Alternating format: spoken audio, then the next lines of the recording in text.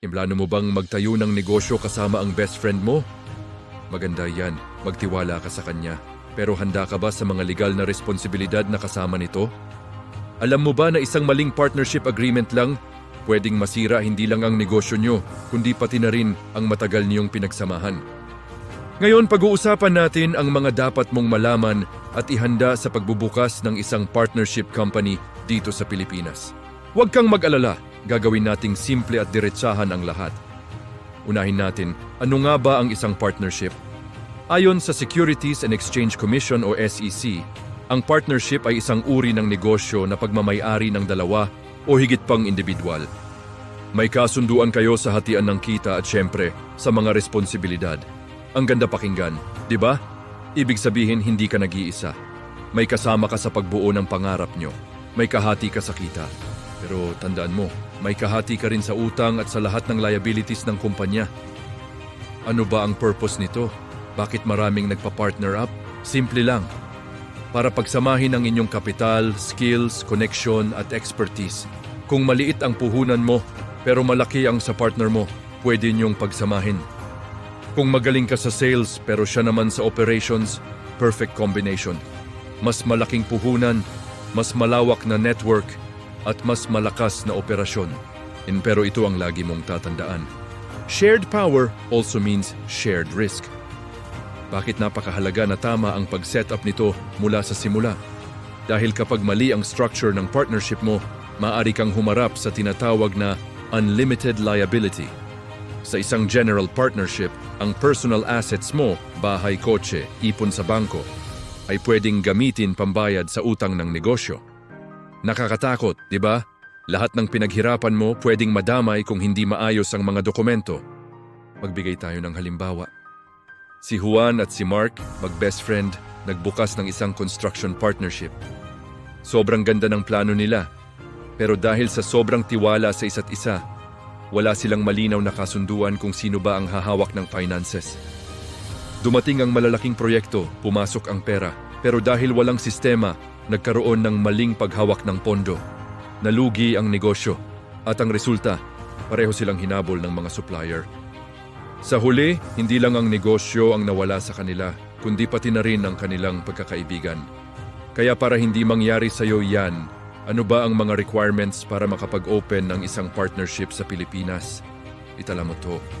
Una, kailangan mo ng partnership name registration sa Securities and Exchange Commission o SEC. Dito ka magre-reserve at magre-register ng inyong business name. Siguraduhing unique ito at hindi pa ginagamit ng iba. Pangalawa, at ito ang pinaka-importante sa lahat, ang Articles of Partnership. Ito ang Biblia ng inyong negosyo. Dito nakasulat ang lahat ng detalye. Magkano ang capital contribution ng bawat partner, paano ang hatian sa kita o profit-sharing ratio, ano ang roles at responsibilities ng bawat isa.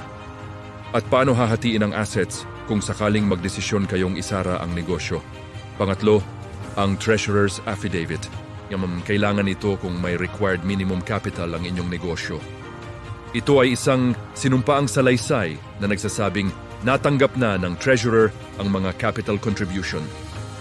Pang-apat at napakahalaga rin ang BIR registration. Pagkatapos ng SEC, kailangan niyong pumunta sa Bureau of Internal Revenue.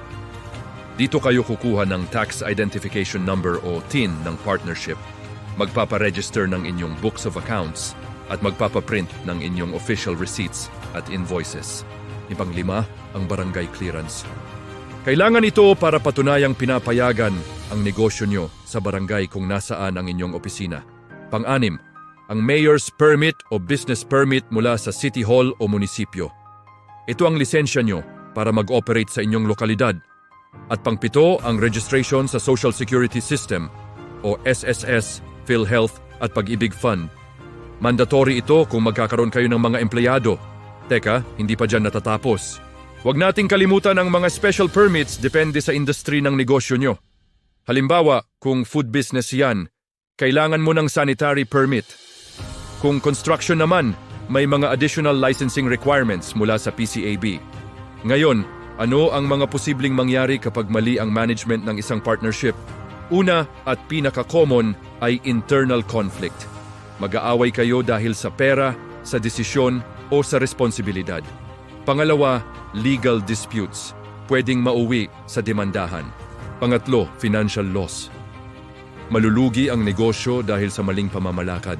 Pang-apat, ang kinatatakutan ng lahat, personal asset exposure. Madadamay ang personal mong yaman. At ang pinakamasakit sa lahat, ang pagkawala ng tiwala at pagkakaibigan. Kaya ito ang tandaan mo. Huwag kang papasok sa isang partnership dahil lang sa tiwala. Pumasok ka dahil malinaw ang sistema, malinaw ang usapan. Lahat dapat documented. Lahat dapat may pirma. Lahat dapat malinaw ang hatian mula sa umpisa.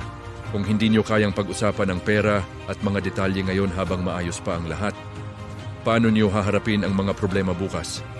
Ang partnership ay hindi laro. Isa itong seryosong legal commitment. Isang maling dokumento, isang maling hakbang, pwedeng magdala ng tao ng sakit ng ulo at problema. Kaya bago ka pumirma, bago ka mag-register, siguraduhin mong kumpleto ang lahat ng requirements.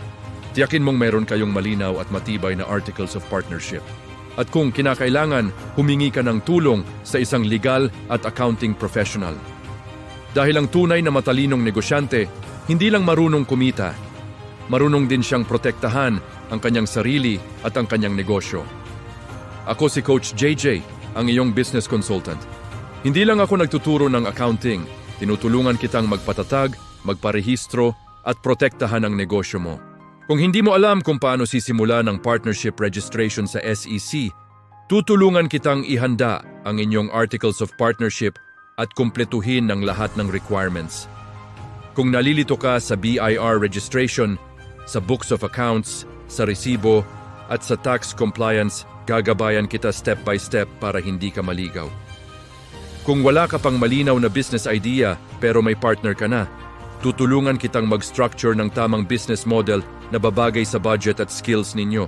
Kung may partner ka na pero hindi malinaw ang inyong hatian, tutulungan kitang bumuo ng isang malinaw na profit sharing at responsibility structure para maiwasan ang gulo.